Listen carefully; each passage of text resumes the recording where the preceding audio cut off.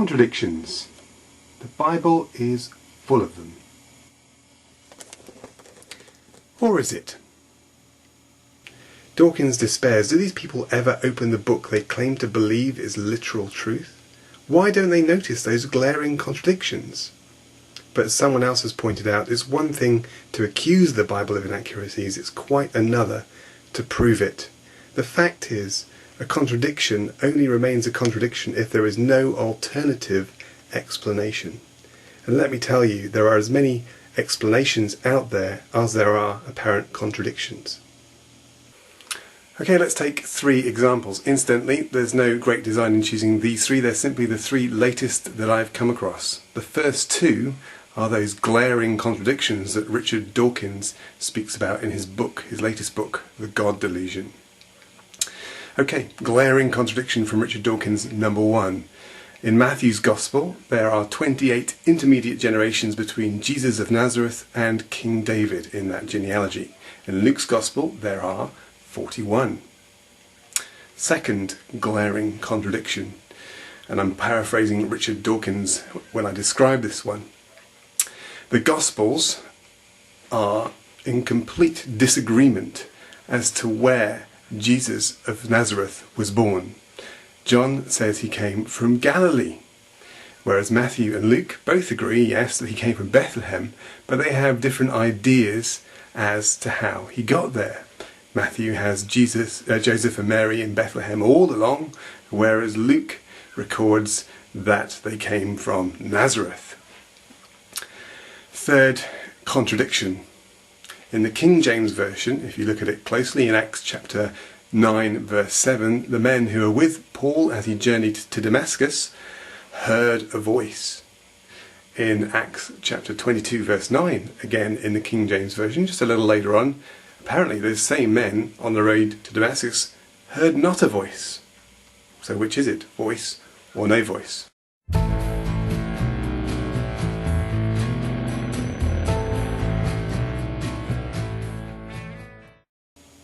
28 or 41. On the surface, this sounds pretty damning. Yet a little bit of background knowledge and an understanding of the author's purpose here goes a very long way indeed. You see, Matthew wants to draw our attention to Jesus' connection with David, King David. You'll notice if you look at his genealogy, it's nicely and neatly packaged, 3 sets of 14 generations, 2 of which are after David, hence 28 generations. So it's not intended to be a completely exhaustive list. It's also worth knowing that in Matthew's cultural and historical context, it was perfectly acceptable to say that A was the father of F when you had generations B, C, D and E in between. Perfectly acceptable. And that is what Matthew does here. Why? Because he wants to fit this into 3 nice, neat sets of 14 generations. Why? Because he wants to hammer home the fact that Jesus is connected inextricably with King David. You see, in the Hebrew language, letters had numerical value, and as such, names could be represented by numbers. And incidentally, the numerical value attached here to the name David was the number, hey presto, 14. What about Luke? Well, he's part of the same cultural and historical context as Matthew, but he's not limited by the tight constraints that Matthew is. So it's unsurprising that his list is more populated. There's no contradiction here, just a difference of purpose.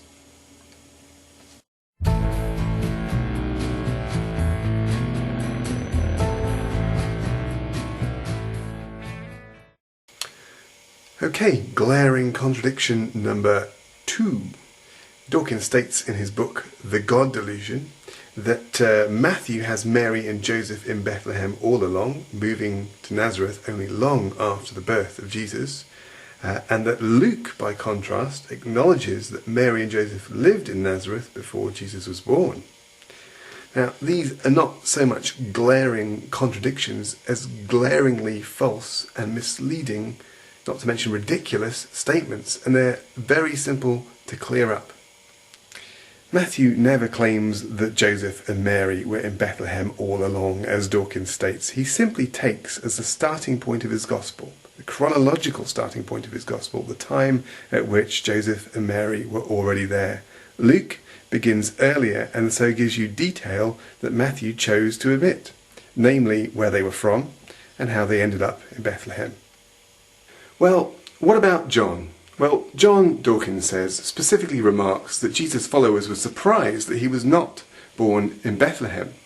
But what Dawkins fails to understand here is that John is simply recounting the confusion amongst the crowd, not Jesus' followers, about the place of Jesus' birth. You see, the crowd knew that Jesus was from Galilee, and they naturally assumed that that was the place of his birth. If you look at the blurb on my channel, you'll see that I'm from the UK. And you might logically deduce from that I was born there, but you would be wrong. And so was the crowd. John's first readers would have understood that his gospel was the last to be written, and his followers would have been familiar with the story and true place of Jesus' birth.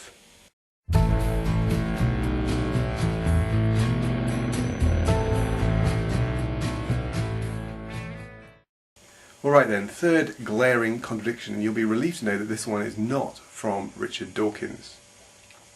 Did the men who were on the road with Paul to Damascus hear a voice, or did they not? In Acts chapter 9 verse 7 in the King James Version it says they did, whereas in Acts chapter 22 verse 9 in the same version apparently they didn't.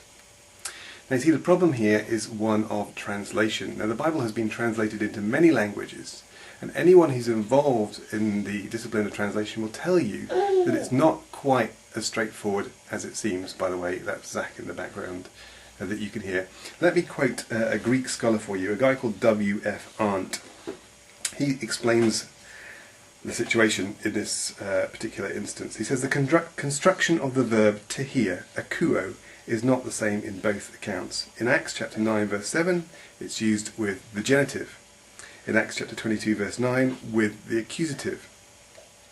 The construction with the genitive simply expresses that something is being heard or that certain sounds reach the ear. Nothing is indicated as to whether a person understands whether he hears or not. That's the genitive, Acts chapter 9 verse 7. The construction with the accusative in Acts chapter 22 verse 9 describes a hearing which includes mental apprehension of the message spoken. From this it becomes evident, he says, that the two passages are not contradictory. Acts chapter 22 verse 9 does not deny that the associates of Paul heard certain sounds. It simply declares that they did not hear in such a way as to understand what was being said. And he concludes here, our English idiom in this case is simply not quite so expressive as the Greek.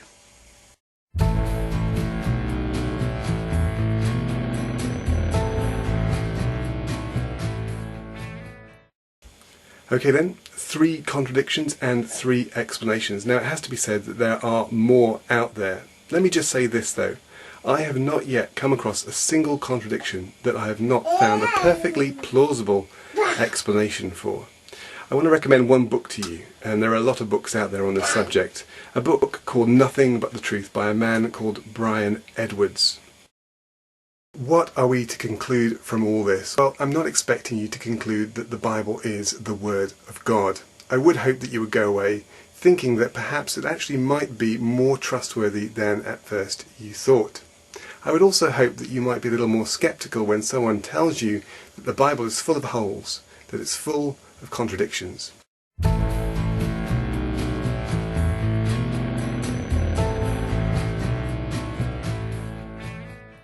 Hello!